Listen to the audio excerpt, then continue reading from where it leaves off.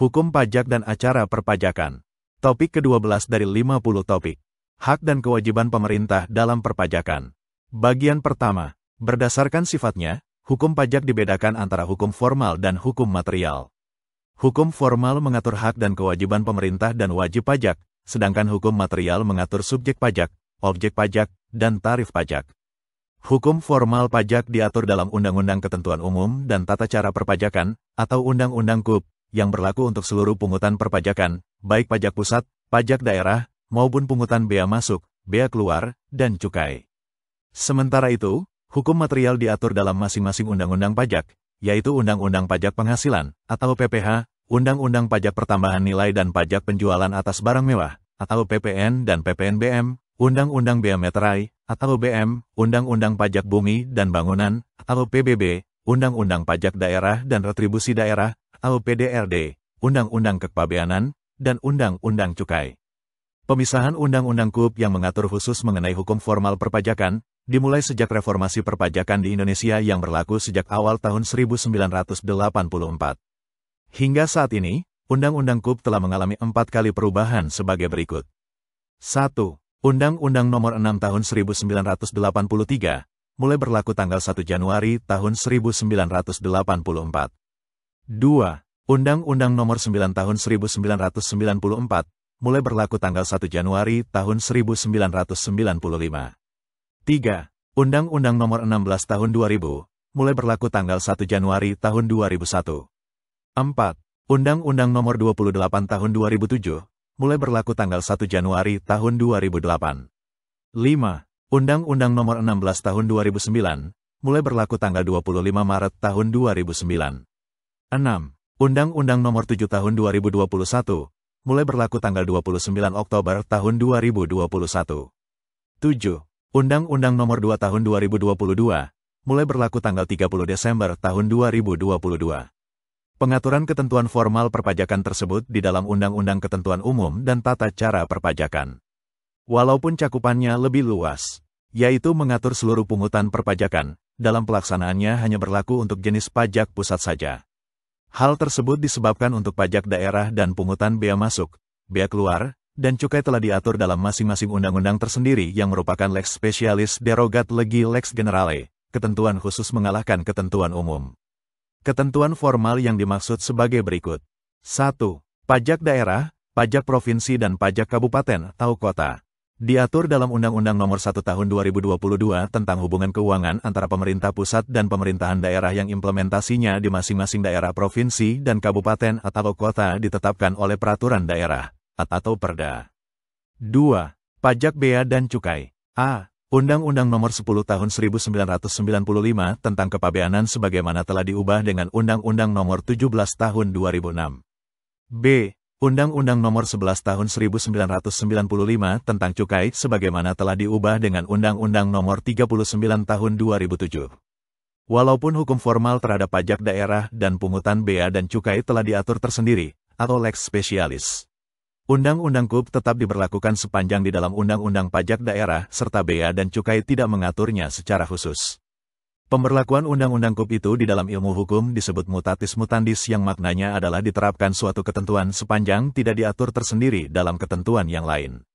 Hukum formal perpajakan diatur dalam Undang-Undang Nomor 6 Tahun 1983 tentang Ketentuan Umum dan Tata Cara Perpajakan, atau KUP, sebagaimana telah diubah beberapa kali dengan Undang-Undang Nomor 16 Tahun 2009. Undang-Undang KUP mengatur hak dan kewajiban pemerintah dan wajib pajak dalam rangka melaksanakan sistem perpajakan self-assessment, yaitu sistem ketika wajib pajak diberi kepercayaan penuh oleh pemerintah untuk menghitung, memperhitungkan, membayar sendiri, dan melaporkan pajak terutang melalui mekanisme laporan SPT, atau surat pemberitahuan. Berikut ini diuraikan hak dan kewajiban pemerintah dan wajib pajak di dalam Undang-Undang KUP. Memberikan NPWP, mengukuhkan PKP, dan atau menghapusnya. Setiap wajib pajak yang telah memenuhi persyaratan subjektif dan objektif sesuai dengan ketentuan peraturan perundang-undangan perpajakan, wajib mendaftarkan diri pada kantor Direktorat Jenderal Pajak yang wilayah kerjanya meliputi tempat tinggal atau tempat kedudukan wajib pajak dan kepadanya diberikan nomor pokok wajib pajak atau NPWP.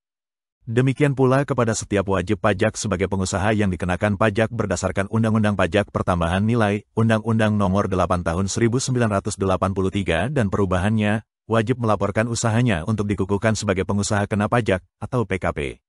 NPWP merupakan nomor identitas diri bagi wajib pajak yang di dalamnya menunjukkan di kantor pelayanan pajak, atau KPP, daerah mana terdaftar dan diadministrasikan, bukan atas dasar identitas regional daerah kabupaten atau kota.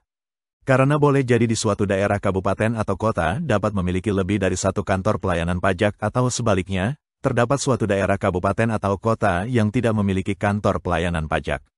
Selain itu, NPWP adalah identitas wajib pajak dalam melaksanakan hak dan kewajiban perpajakannya.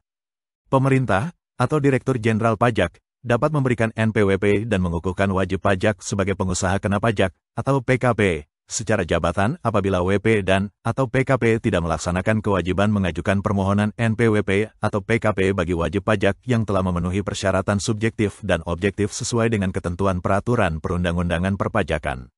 Selain itu, juga Direktur Jenderal Pajak mempunyai hak untuk menghapuskan NPWP atau PKP atas permohonan wajib pajak dan atau secara jabatan setelah dilakukan pemeriksaan, Pasal 2 Undang-Undang KUP. Memeriksa kebenaran SPT. Walaupun penyampaian SPT sebagai sarana laporan perhitungan pajak yang merupakan kepercayaan yang diberikan pemerintah kepada wajib pajak, Direktur Jenderal Pajak mempunyai hak untuk memeriksa kebenaran dari SPT tersebut. Pemeriksaan dilakukan dalam rangka menguji kepatuhan wajib pajak dan atau karena adanya data transaksi dari pihak lain yang mungkin tidak dilaporkan dalam SPT wajib pajak. Untuk keperluan pemeriksaan tersebut, petugas pemeriksa harus memiliki tanda pengenal pemeriksa dilengkapi dengan surat perintah pemeriksaan dan memperlihatkannya kepada wajib pajak yang diperiksa. Pemeriksaan dapat dilakukan di kantor Ditjen Pajak, pemeriksaan kantor, atau di tempat wajib pajak, pemeriksaan lapangan, yang lingkup pemeriksaannya untuk satu jenis atau tahun pajak tertentu, beberapa jenis pajak, atau seluruh jenis pajak, baik untuk tahun-tahun yang lalu maupun untuk tahun berjalan. Pemeriksaan dapat dilakukan terhadap wajib pajak, termasuk instansi pemerintah dan badan lain sebagai pemungut pajak atau pemotong pajak. Pelaksanaan pemeriksaan dilakukan untuk menguji kebenaran SPT dalam rangka pemenuhan kewajiban perpajakan. Dilakukan dengan menelusuri kebenaran SPT, pembukuan atau pencatatan, dan pemenuhan kewajiban perpajakan lainnya dibandingkan dengan keadaan atau kegiatan usaha sebenarnya dari wajib pajak. Untuk mencegah adanya dalih bahwa wajib pajak yang sedang diperiksa terikat pada kerahasiaan sehingga pembukuan, catatan, dokumen, serta keterangan-keterangan yang diperlukan tidak dapat diberikan oleh wajib pajak, Undang-Undang menegaskan bahwa kewajiban merahasiakan itu ditiadakan, Pasal 29 Undang-Undang KUP. Sebelum dilakukan pemeriksaan terhadap wajib pajak, biasanya dilakukan permintaan penjelasan yang disebut dengan SP2DK, Surat Permintaan Penjelasan atas dasar atau keterangan, sehubungan dengan data yang ada pada Fiskus, Ditjen Pajak, yang tidak sesuai dengan laporan wajib pajak. Menerbitkan ketetapan pajak. Dalam hal setelah dilakukan pemeriksaan ternyata SPT yang disampaikan dianggap tidak benar, maka Direktur Jenderal Pajak mempunyai hak untuk menerbitkan ketetapan pajak berupa surat tagihan pajak, atau STP, dan surat ketetapan pajak yang terdiri dari surat ketetapan pajak kurang bayar, atau SKPKB. Surat ketetapan pajak kurang bayar tambahan, atau SKPKBT, surat ketetapan pajak nihil, atau SKPN, dan surat ketetapan pajak lebih bayar, atau SKPLB. STP adalah surat untuk melakukan tagihan pajak berupa sanksi administrasi berupa bunga dan atau denda. SKPKB adalah surat ketetapan pajak yang menentukan besarnya jumlah pokok pajak, jumlah kredit pajak, jumlah kekurangan pembayaran pokok pajak, besarnya sanksi administrasi, dan jumlah pajak yang masih harus dibayar. SKPKBT adalah surat ketetapan pajak yang menentukan tambahan atas jumlah pajak yang telah ditetapkan. SKPN adalah surat ketetapan pajak yang menentukan jumlah pokok pajak sama besarnya dengan jumlah kredit pajak atau pajak terutang dan tidak ada kredit pajak. SKPLB adalah surat ketetapan pajak yang menentukan jumlah kelebihan pembayaran pajak karena jumlah kredit pajak lebih besar daripada pajak yang terutang atau seharusnya tidak terutang, Pasal 13, Pasal 14 dan Pasal 15 Undang-Undang KUP.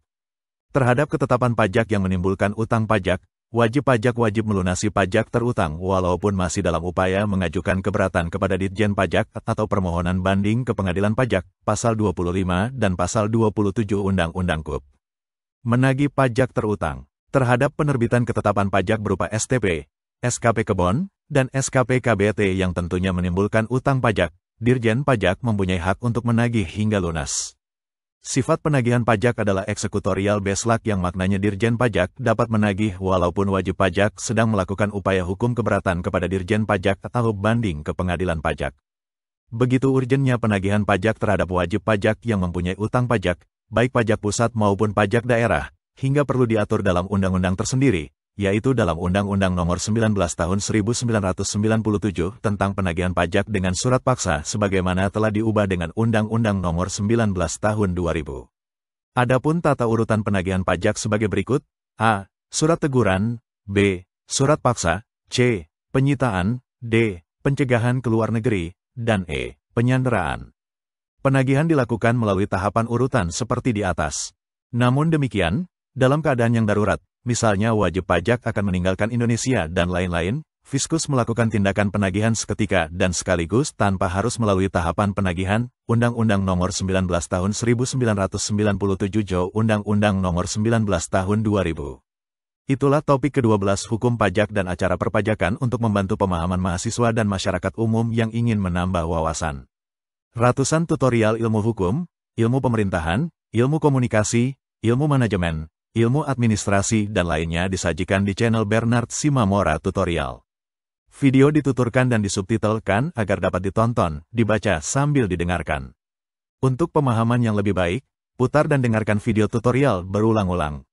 Subscribe dan like, agar Anda mendapatkan update tutorial lainnya. Bagikan juga link video ini, agar teman lain juga mendapatkan manfaat channel ini. Sekian dan terima kasih. Sampai jumpa.